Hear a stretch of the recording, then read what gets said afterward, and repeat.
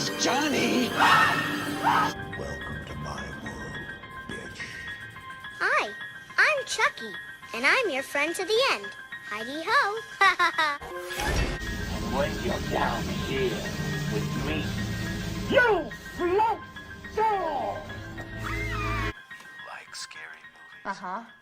What's your favorite scary movie? What up, happy Wednesday, film fans. Welcome to a new episode of Friday the 14th podcast. I am one of your hosts, Juan, and I'm joined by the guys. Hi, I'm Franco. Hello, my name is 4K Bad Guy. What up? How's everybody's week been? Another week, another dollar. Joyful. Joyful, that's good to hear.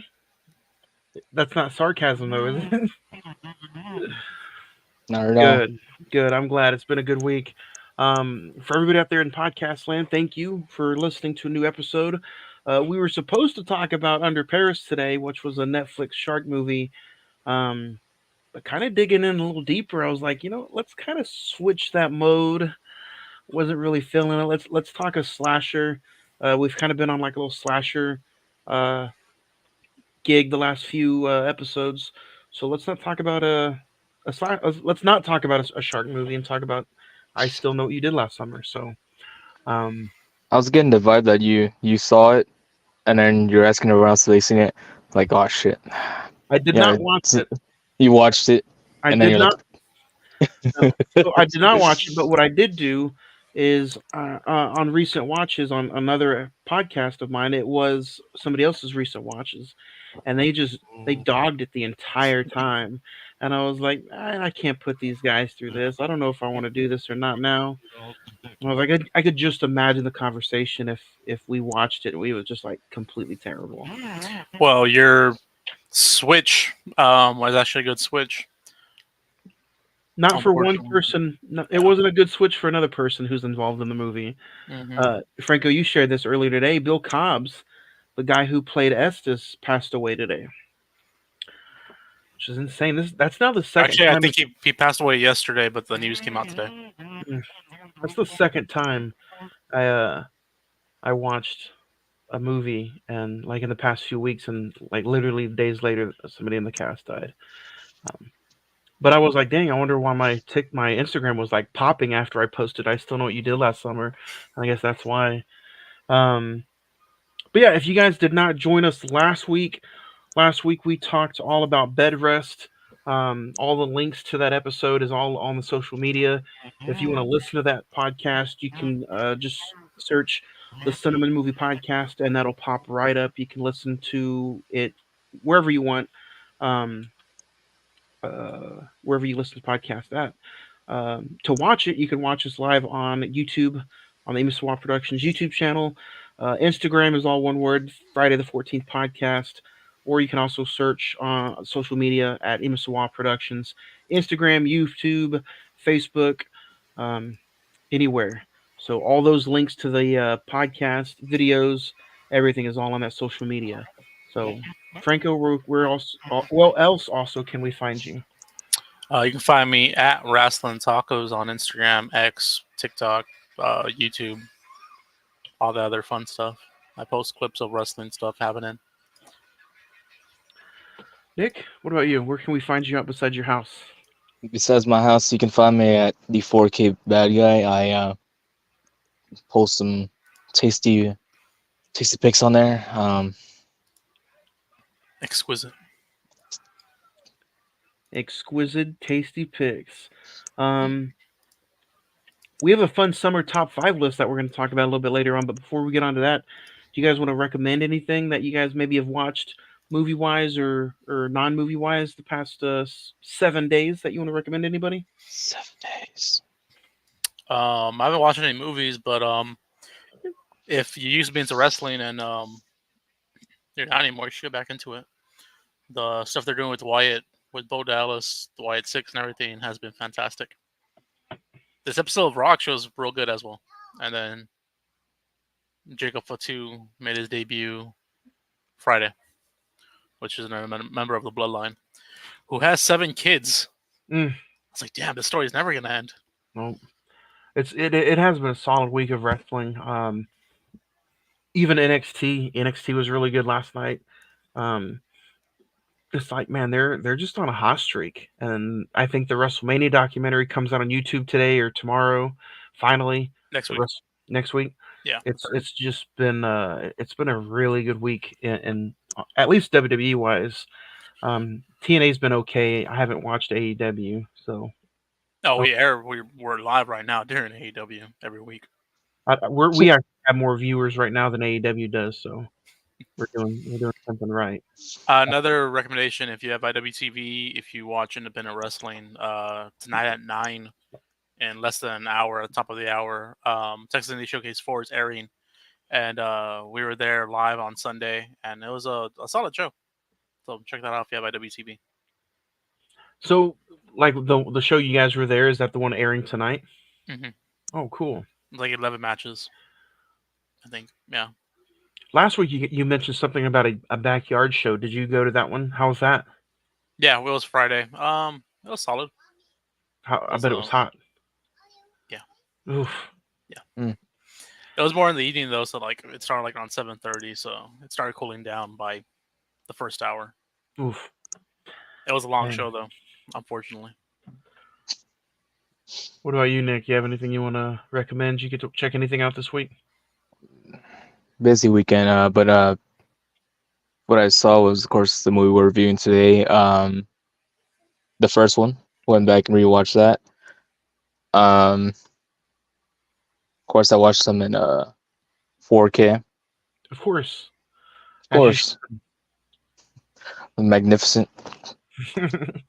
Um, and then I guess right now I'm watching this live podcast called Friday the 14th podcast, season 7, episode 7. I still know that last summer. There you go. Man, 7 episodes. It's went by. This season has went by really fast. Damn.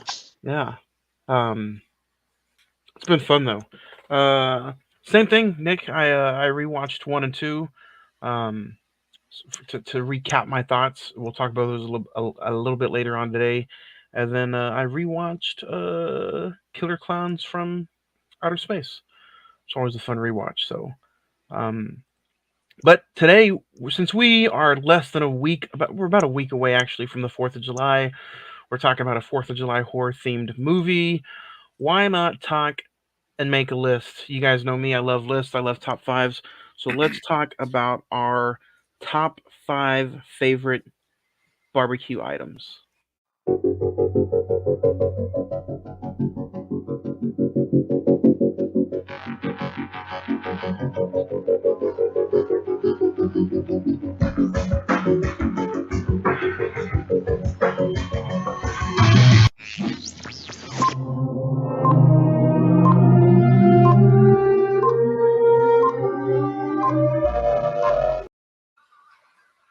All right. I don't have any like honorable mentions. Nick's cracking open his all 5. Look, that's his number 1 right there.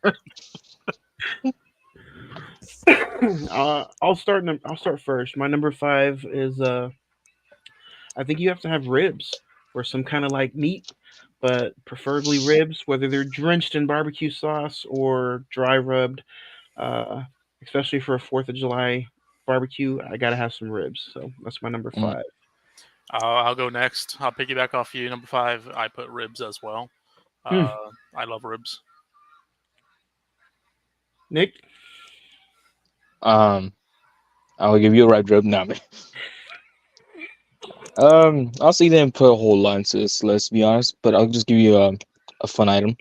Get some because it's hot outside. I think we should enjoy hot chips. More preferably hot Cheetos, flaming hot. that's what I'm talking about. Gotta have some kind of chips. And you know that's funny you said that because that leads into my number 4. Doesn't matter what kind.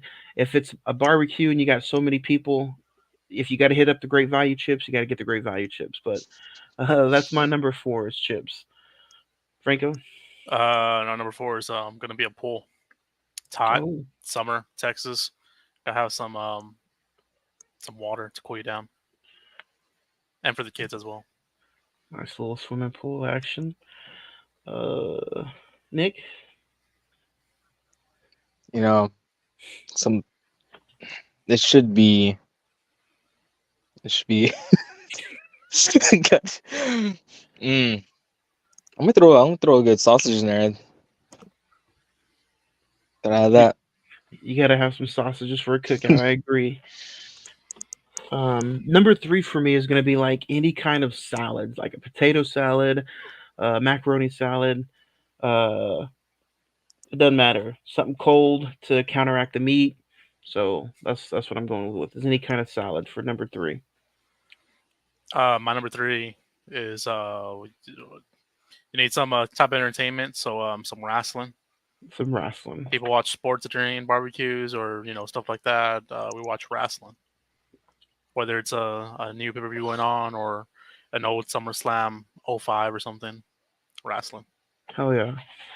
And that's pretty cool this weekend. I mean, Fourth of July weekend, they're kind of interrupting, Fourth of July with Money in the Bank this year. So that's pretty cool. I like how they're doing that. Um, Nick, number three. Number three, you gotta bring some tunes in. So you bring in that Bluetooth speaker. That's a good number two. That's a good number three. Number two for me is going to be any kind of tasty cold beverage that has to do with the word beer. So that's my number two. My number two is also tasty and cold, but it's not beer. It's Dr Pepper. Need to have the fridge stocked with Dr Pepper. See, now we're getting into the thick of things. Nick's palms are sweaty. He's like, I don't know what to do. My knees weak, arms heavy. So cold. We both had cold beverages. Number two, Nick. What's your number two? My number two.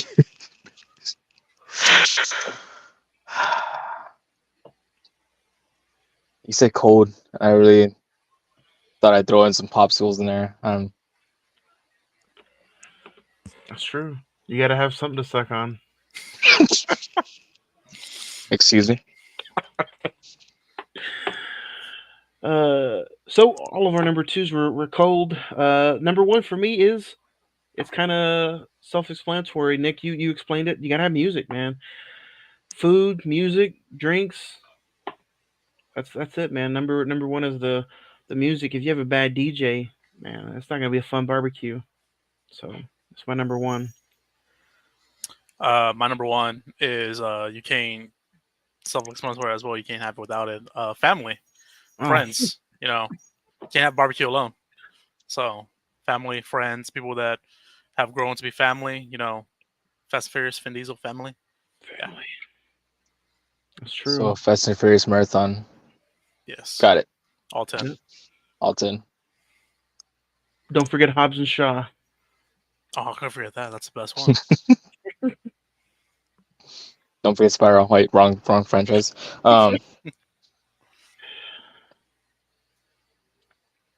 Until next week, guys. All right. Number one, it doesn't even have to be like for like outside barbecue. I mean, it's the way of life. Honestly, you should take it everywhere. So my number one, if you haven't guessed by now.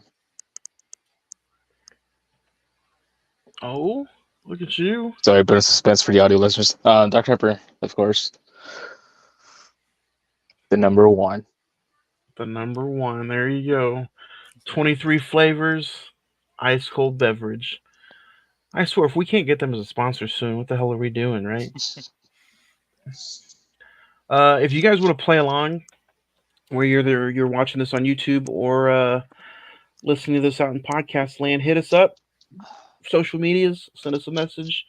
Even if you got these guys' phone numbers, my phone number, send us a text message. What is the one item that you just have to have during your barbecue season? So let us know. But now we can get into what we're talking about.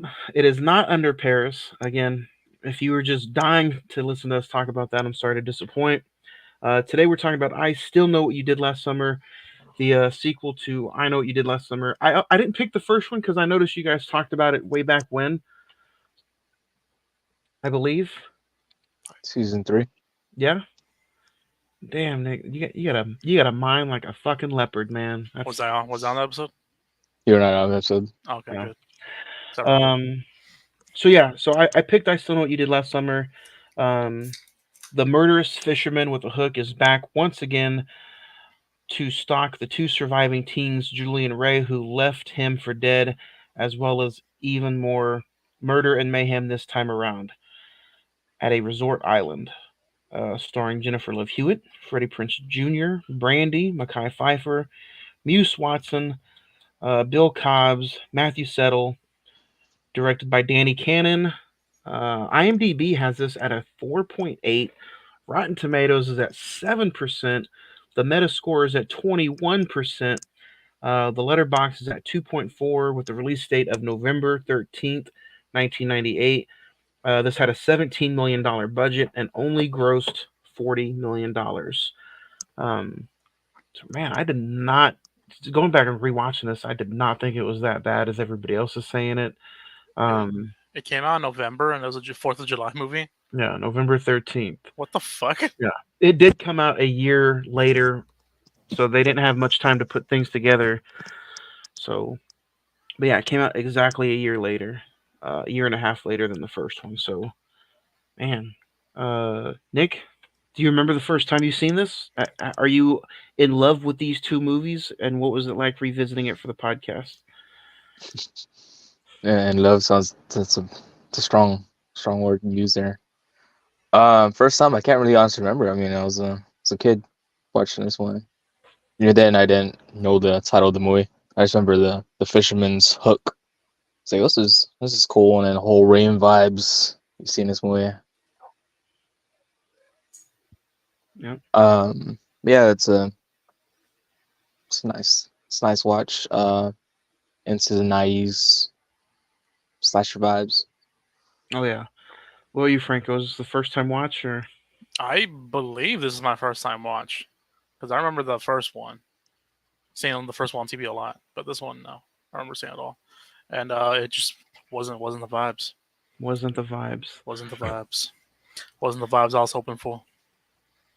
Yeah. I grew up on these two movies. Seen them since I was like 7. Loved them.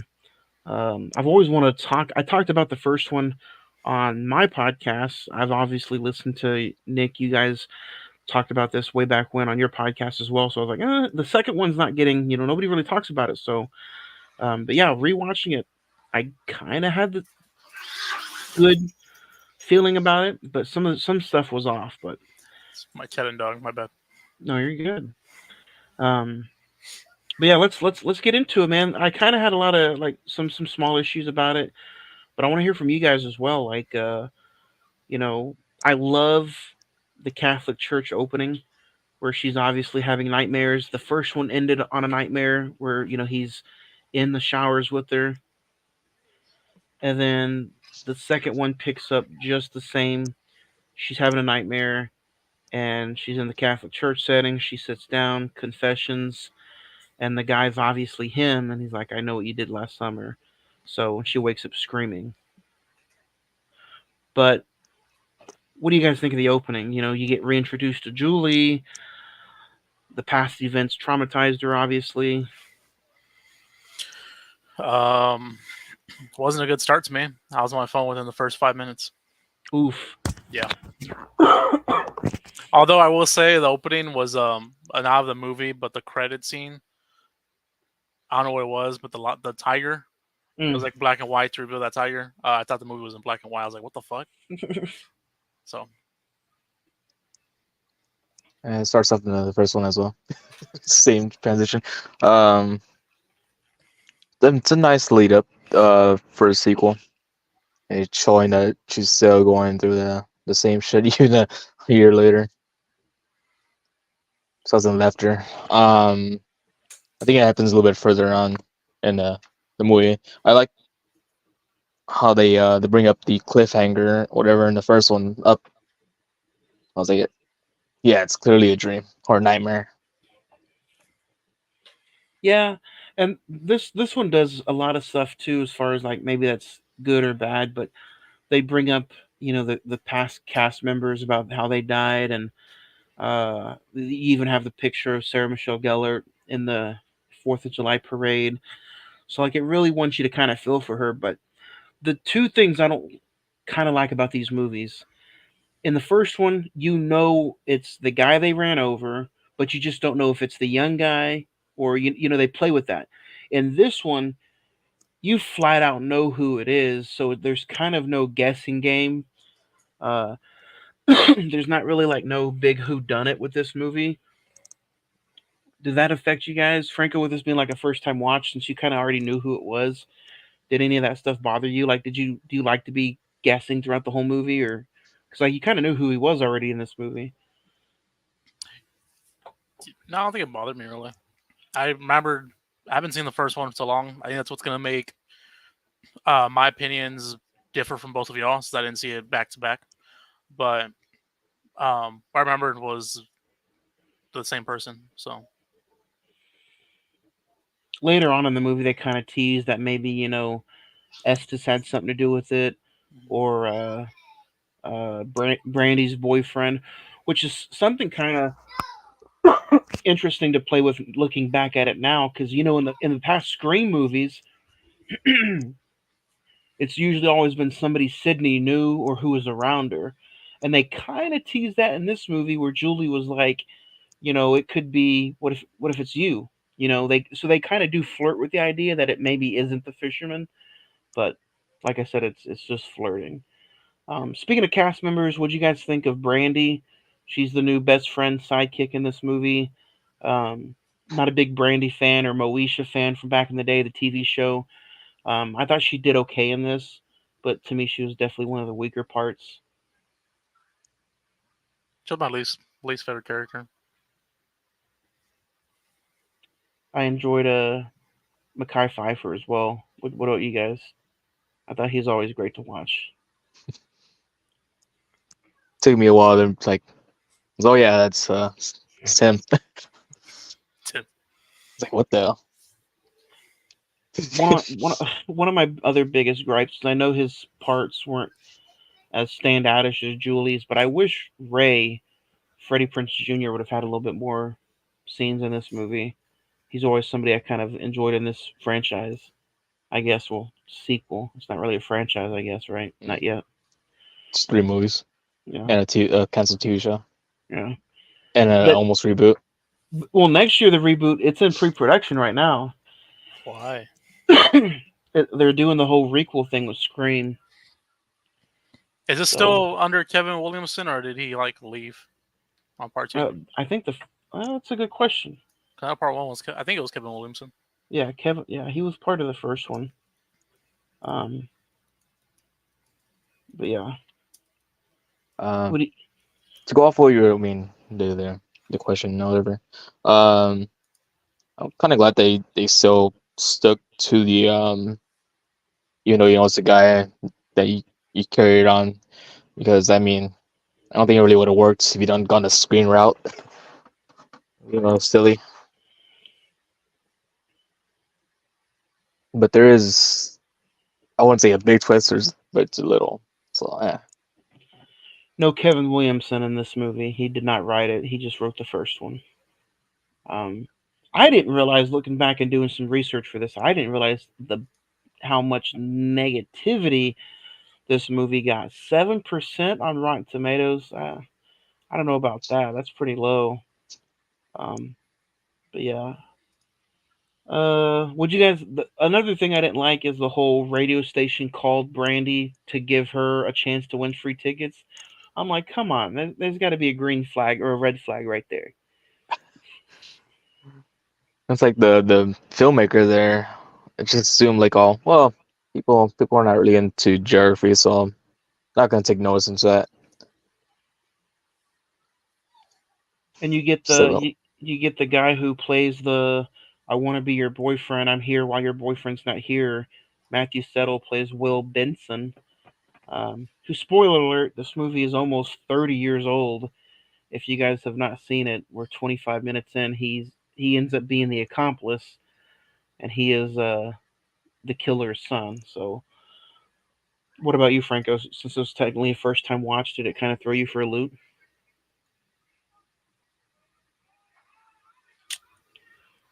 Honestly, throughout this movie, My mind was like everywhere else.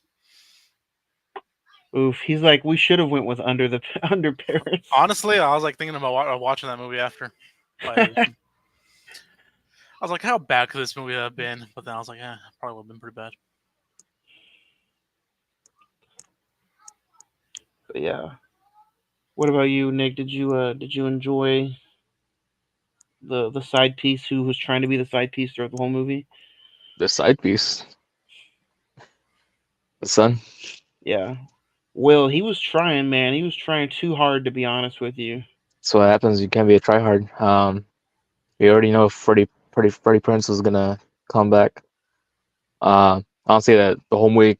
Yeah, I do agree. It lacks Freddie Prinze in it. But even when the scenes that showed him, I I'm just laughing that he just all the movies with the messed up arm, and he's like going to pawn the ring he had for a gun, and then he goes on to like try to get like a boat ride to the island. That was a pretty good scene, though. I agree. I at least, well, you guys' opinion, when his friend dies in the truck, when they pull over and Freddy goes to check out the body, and the fisherman, gets his friend with the hook and drags him out of the truck. I thought that was a pretty cool scene. Yeah, I like the way he pulled him out. That's like one of my, I guess, if I had to choose some kill scenes. That was simple but cool. Yeah, if we and you know what's funny about this whole thing is like, it made me think of Randy's sequel rules in Scream 2. The kill count is always higher. The kills are like a lot better and more intense. And like, man, the kills were more intense in this. You got to see a lot more blood in this movie than you did the first one. The guy getting pulled out of the truck. Um, Jack Black's death. What do you guys think about Jack Black's death with the hook in the hand and then the gardening tool in the chest? I like that That was, one. that was a pretty cool kill scene. Also, I don't care for Jack Black, so I like him dying. No, I mean God. I like the kill, but I think it was just too. It was like it's too comical for me, especially knowing Jack Black's whole filmography and whatnot. I was like, He didn't even get credited for this. Like, I was looking for him throughout the whole cast, and he's listed as uncredited. And I'm like, man, he had some pretty. I at least thought his maybe it was a little too much comedy, but I thought he had some pretty funny scenes in this. Trying to get him high. There's Yeah, the jacuzzi scene where he's looking over at Brandy like, damn, and then he's like, oh, it's all good. he had like a decent amount of scenes in it. Yeah. So he um, wants to be unlisted for this way. probably. Uncredited. Yeah. Wasn't my best work. Don't put me in it. Yeah. Um, we'll go ahead and talk one segment real quick, just because to me, I don't think there's any competition here unless you guys want to debate. He's gonna say it. Huh? Freddie Prinze Jr. I mean, she's right there. You mean he? Yeah, We'll Pull it up go. again? We'll go Jack Black. We'll go Jack Black. Those dreads were something else. Right there. Yes. Yes. And I also like. I'm a sucker for soundtracks, so I thought the score was cool. But the '90s music, like they used some Brandy tracks. Jennifer Love Hewitt had a song in there. I dug the soundtrack, man. I don't know about you guys. I just maybe it's because I grew up and I was like 8 years old when this movie came out, and I remember all the stuff. But I thought it was dope. I don't know about you guys. Mm. Yes, I did find myself saying that a lot through this movie. But if we're answering the questions, yes, I would.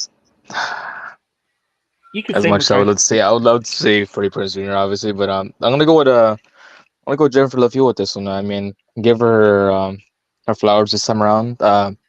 Going back to the first review, I went with Sarah Michelle Gellar. Yeah.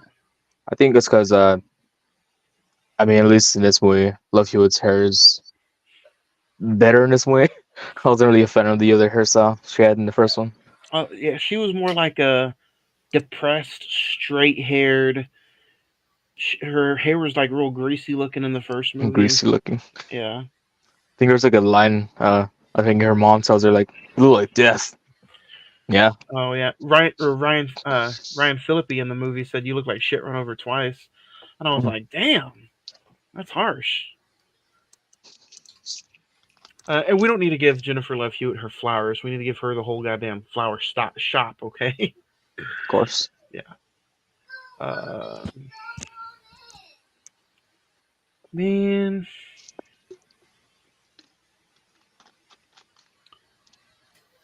what you guys think of? I The like tanning to bed scene. run away with it, Nick. Go ahead and lead it. Lead into that, that that, scene. that, that's where you're Lead, going. You're leading up to it. lead into it. Go ahead. Talk about it. Well, since I already brought it up, I mean, I'm trying to think of other movies that did that. Wasn't it like Final Destination 3 that also did tanning bed? Did it? Um, I believe so. Just the idea of being trapped in the tanning bed, it's it's crazy. Also, was it zip tied? Yeah, zip ties. I was Those like, damn how? zip ties. When they Just like came in to like help her, like they didn't think to turn it off. they were like, what's he doing? Obviously, only like something sharp to cut that zip tie. There's a lot of plot holes in this movie when it comes to stuff like that, like turning it off. Yeah. They used what, a dumbbell? Yeah, they use the dumbbell to break it off, break it open. They go and do it. Yeah. Um, He put the zip tie on there pretty fast too. he did. He's had some practice.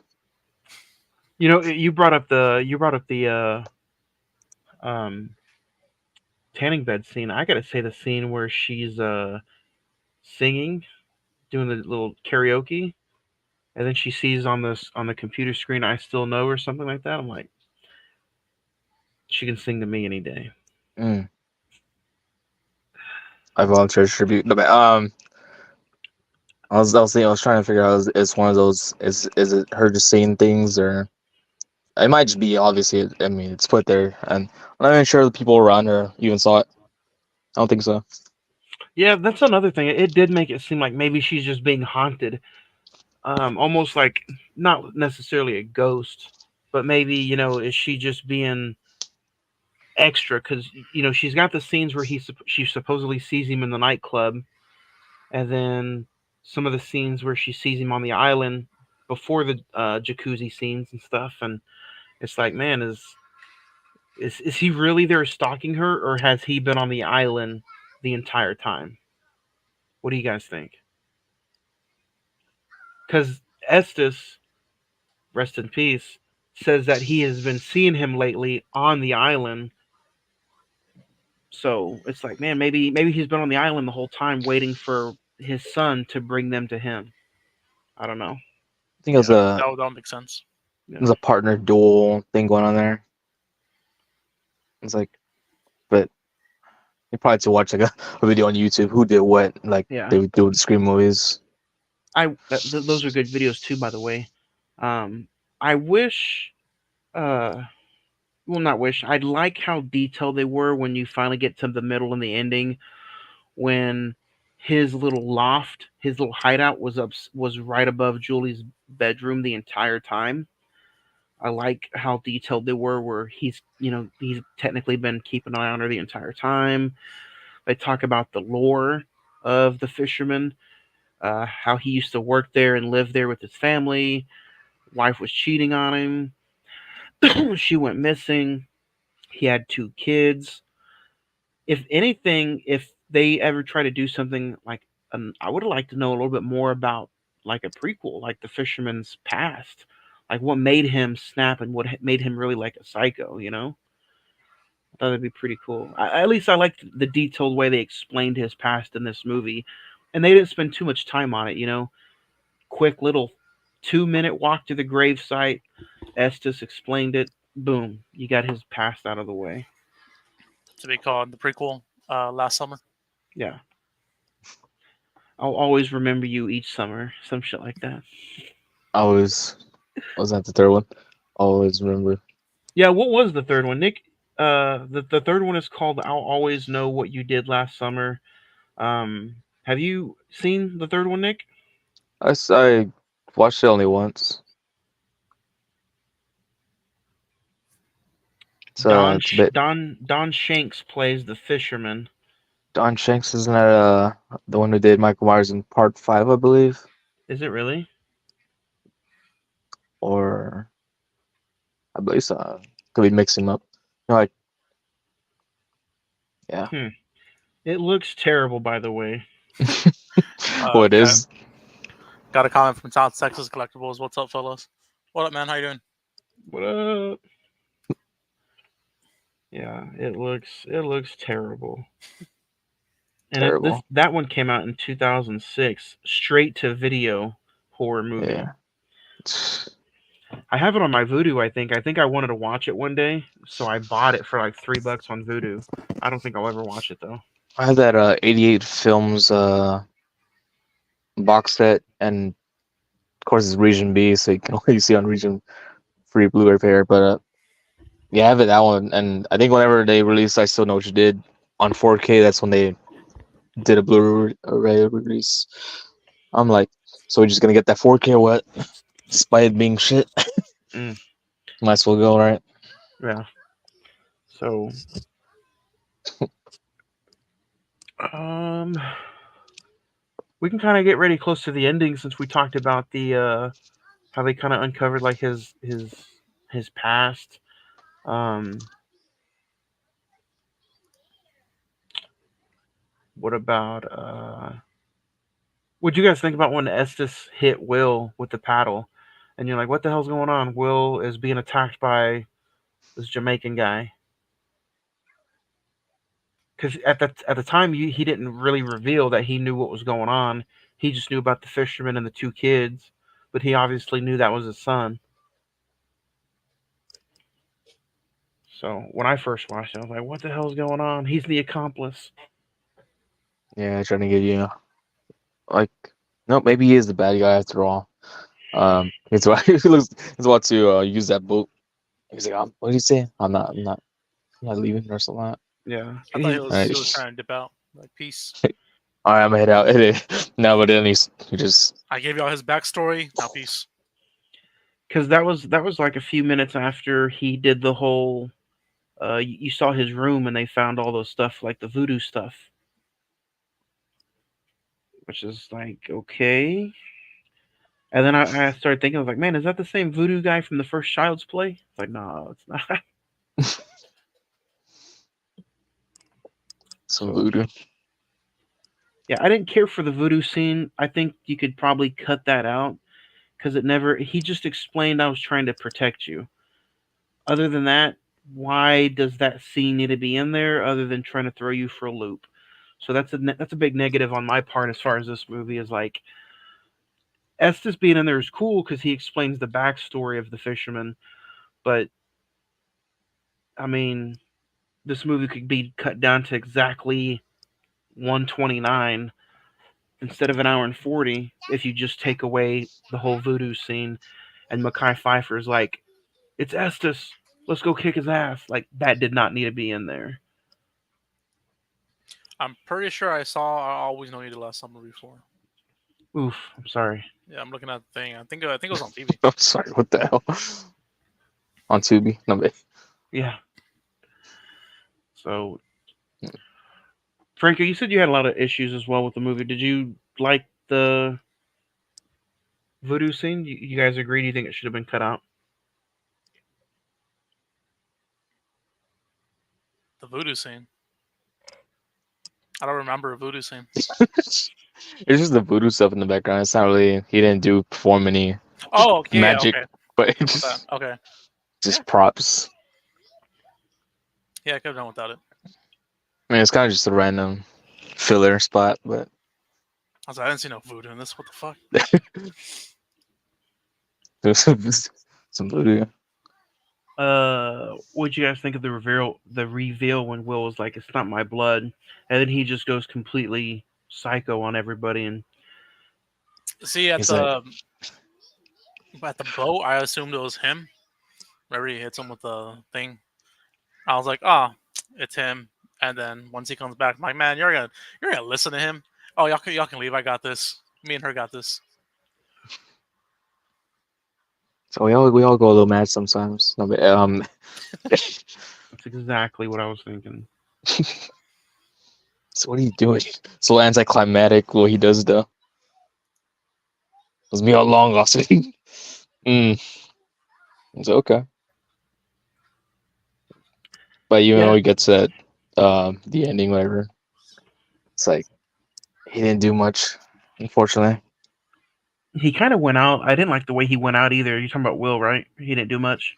Yeah. Once again, some Halloween Town 2 Calabar's Revenge type shit. Yeah. The fisherman's like hold him up, and he runs with the hook, and Ray moves out of the way, and he kills his own son with the hook. Like, come on, man. Like, first off, you should not run with sharp objects in your hand, especially being wet and rainy, and yeah. What? I did like how technically they didn't shoot it in the Bahamas, but I know it was filmed on location in Mexico, and I thought at least the cinematography as far as like being shot with the wide tropical storms and the paradise feeling, I like that feeling of the movie because it definitely does stand out between the first one and this one. So The whole setting, nah, I do like a lot better than the first one. I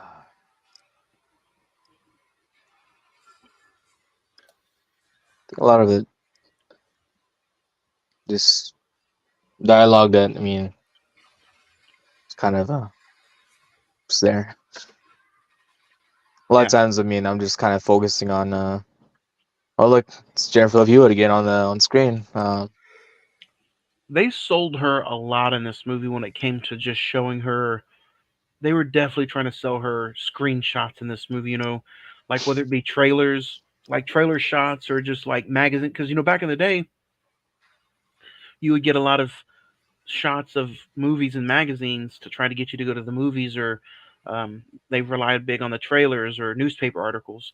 Like almost every scene she was in, once they got to the island, she was just like wearing absolutely teasing items in the movie. Like whether she was getting out of the shower and wearing the robe that was completely see through, or the jacuzzi scene, or like you said, the tanning booth scene. They vamped it up. They really amped it up, yeah. So um, we're all horror movie fans. Like I don't think that bothers any of us because there's definitely a lot more horror movies out there that just completely throw almost almost softcore stuff at you, like Friday the 13th, 2009. That was Oh almost like shit! a yeah, that was almost like a complete rated M for mature movie. If you guys remember that, When I hear, I mean, a lot of people, I think they're coming around to liking it or whatever. I see people that are liking it. I was like, are we sure that's not just that whole scene? yeah. Like nowadays, I don't think you guys need stuff like that in movies to get your point across. What do you guys think? You think that's just like completely 10 years ago, or it's not really obviously sex sells, but Sex always sells to the end of time, unfortunately. But that's pretty much the. I mean, I would say with that whole movie that was lean towards more. yeah. So uh, Ray gets the gun, shoots, kills the fisherman. He falls into Julie's grave. Um, you're kind of it. Your survivors are Brandy, Jennifer Love Hewitt, and Ray. And then the ending finishes off on a dream almost. He's underneath her bed, drags her. Obviously, it's a dream, or is it? Um, what were some of your biggest issues with the movie, Franco? Did you just was it just like not entertaining at all, or yeah, Yeah, I just wasn't into it. Hey, I know I love slashers, but it's just if you don't have a kill scene within like the first couple minutes, I'm not. Unless you're a classic, like classic that I enjoy, like Scream or something. That's true. When was the first kill scene? Was the guy in the truck, right? Was that like almost 15 minutes into the movie? I think so. Yeah. Almost kind of like the first one too, and like yeah, like you said, yeah, I you was didn't. I was never like a big fan of the first one, regardless either. Like I just the fisherman hook, that's cool, but like I guess the whole movie, it was never my classic cup of tea. That's true. I just noticed that when you said both movies didn't open up with like a your classic slasher, somebody's getting it. Now in the first one, I think it would have gave it away, but I think it would have been pretty cool. Nick, you seen the first one where the boy in the overalls, if you saw him die automatically from somebody, you don't have to show the fisherman. But I think that would have been cool opening to see him die, don't you think? You don't see nothing happen to him. Same so but yeah. Uh It was a real slow start. I think once you get into it, once you get into the Bahamas and everything, and it picks up. But it's just it really lost me within the first half.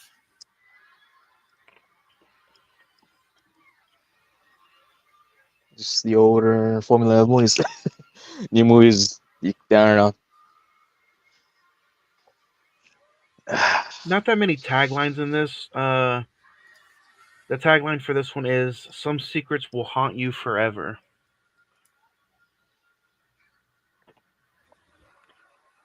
I would most tanning beds will haunt you forever.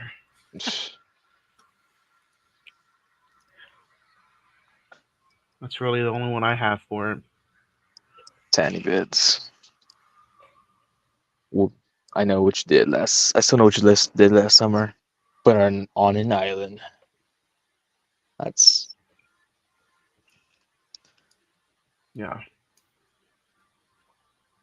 Not very fun taglines for this movie. first way. No, What's the capital of Brazil? Yeah, what is the capital of Brazil? was they Brazilian or something? Decaf. That would have been funny if she said decaf and she got it. Because wasn't she reading the back of a coffee thing? I think she was reading the back of a coffee like package when she read out that answer. What's the capital of Brazil? Brazil? Decaf. Oh, nah, can't do it nowadays because just look up anything on the internet. Yeah. They don't even do giveaways anymore Yeah. on the phone. So. What's that? What famous TikToker reached millions first? I don't even know a famous TikToker. Bella Porch. That's all I know. That says Sniper Wolf, but that's just because my daughter watches her games. I was like, that's a YouTuber. Oh, my bad. So she, at least you know who her. I don't. Yeah, I didn't know who she was. Favorite scene? You guys have a favorite scene from this horror sequel? Tiny bit. The ending credits. I did say to somebody I was watching the movie with, I was like, that teddy bear's in their bedroom. That teddy bear has seen some shit, boy. Mm-hmm. I know Nick's favorite scene is the Freddie Prinze Jr. using that electronic toothbrush. That was very satisfying. So what's going on? Let's really get to that. If I had to pick some real quick, honestly, Jack Black's death was pretty cool. I like the death of Ray's friend getting pulled and ripped out of the truck.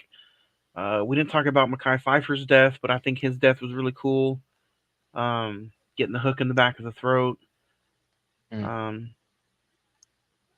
So yeah. What about you, Nick? Honestly, I think it was Mekhi Phifer seeing it. It is just the way the hook back of his throat, right? And then he gets flung to on top of like a stove or something. Oh shit! Adding insults to injury right there. Yeah, because he's talking about how hungry he was. Yeah, just the whole him leading up. He's Wednesday, I'm tired. I'm hungry. Like I said, we're hungry. Then he's like, he ends it by saying horny as well or something like that. So yeah, Yeah, he none, did. none of those guys were getting any. Yeah, that's true. Blue Ball Island. Now that's funny. That's a tagline right there, boy. That's that segment. So, but yeah, those are pretty fun scenes. Franco, did you want to add a scene or end credits was your favorite? Anchor's my favorite. Kill scene probably Jack Black. It's a pretty fun scene. How That's my many favorite part about the movie. the Jack Black death scene? No, him in general. All the scenes he was in, he was my favorite part. Just to add on top of that, Jennifer Love Hewitt was my favorite part of the movie. Oh yeah, the karaoke scene too is my favorite. Star rating or Machete Danny Trejo rating. I'll go first. I give the original one a 3. I think this one is just as decent. I'll give this one a 3 as well. I just grew up on them. They're fun for me. To me these are always like good movies to watch around the 4th of July. So there's not too many to choose from. Jaws, Born on the 4th of July, Independence Day. But yeah, I enjoy watching these every summer. So 3 for me. But I'm gonna be realistic. I'm not gonna say it's a 5. So Franco, I'm gonna give it a 1. Juan, 1. Nick, I'm gonna meet you right there. 1, 3, 3. So for the obvious reasons. obvious. Mm. Next Wednesday, July 3rd, we will not put out an episode. We have some birthdays and the holiday to celebrate, so we will take the week off. But next up, Wednesday, July 10th, 8 p.m., Scream 6. I cannot wait. I think this is going to be a fun rewatch. It'll be fun to talk about just Scream in general. Well, we're going to a real slasher. Real slasher. I got to see this in the theater. I know you guys did as well. So yeah, I think this is going to be a fun rewatch and a fun conversation. I can't wait. 2 weeks from tonight, Wednesday, July 10th. So we'll talk the whole lore of Scream 6, what could have happened, what was expected, and what are the plans maybe for Scream 7, which has a release date, I think, of next year or the year after. So other than that, guys, Franco, we can start with you. Any plans this weekend, or what do you got going on this weekend? I got 2 shows this weekend. One's in Corpus in town for GCWA. I think we're live on Title Match Friday 7 p.m. And then Saturday I'll be traveling to the great city of Austin with Nick over here for Uncanny, which will be my our debut at Uncanny Attractions. I think it's just gay is what's called.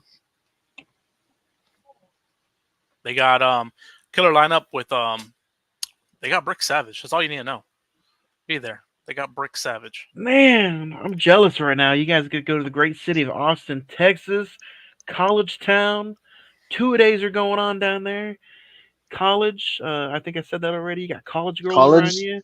That Man, it was Austin College. I'm excited. Yeah, I had Brick Savage and I lost. I want to go. Get bricked up. Man, how fun. I hope you guys have fun down there. Man. Nick, what about you? Scum. Yeah, don't. I'm tempted. Do it. It's only like a 5-hour drive for you? 10-hour drive? Austin? Yeah, it's like 9 hours. 9 hours? Damn. Yeah. Mm. But is that a Sunday show or a Saturday show? It's a Saturday. You off? And I don't have the kids this weekend. I need to GoFundMe if you guys can get me to Austin with these guys so I can get some gas money. Man, gas is expensive right now too. Yeah, it is. It's been going up. Nick, what about you? If you'd like to donate in these hard times, get this man It's awesome. Hard times, Daddy.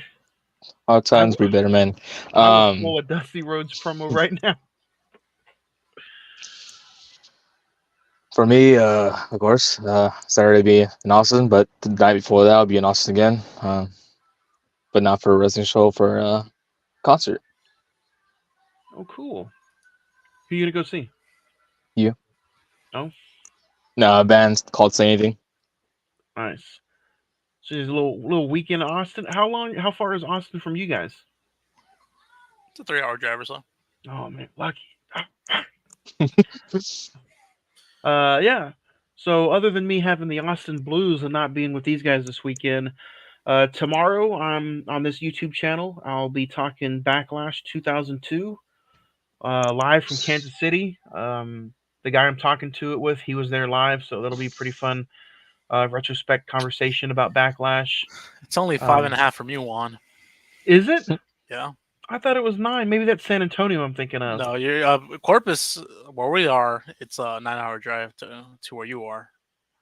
Oh, so you guys are deeper than Austin. Yeah, we're in. The people know we're in Corpus.